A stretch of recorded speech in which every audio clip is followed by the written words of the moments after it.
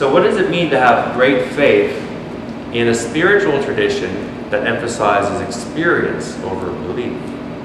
In Zen, we're taught not to have faith or to believe or rely on some outer entity that governs what happens here on this earth or in our lives. We're taught to rely on ourselves.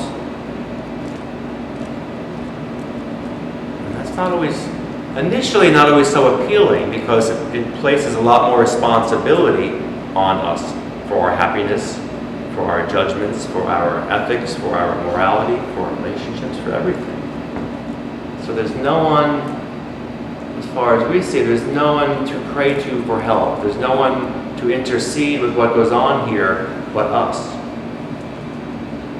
So to start with at least a little bit of faith that you have what we call this perfect, complete Buddha nature. If you can entertain the idea, at least, that you are essentially fine, you have the capacity to be fully awakened and clear and joyful and happy, and that's your natural state, that's critical. At least have a little belief. So that little belief will sprout and grow into big belief. And it's hard to, especially in our culture where, I don't know how many of us have probably been to therapy or are in therapy where we feel screwed up, or we feel damaged, or we had bad family, early childhoods, or it's very typical in our culture to feel very damaged.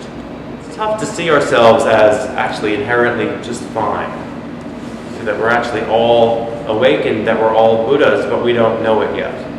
So we all have this latent capacity, but we suffer because we think that we're something other than that. So plain and simple, we suffer when we don't realize who and what we actually are. So this first point we want to understand is that we're fundamentally okay to start with.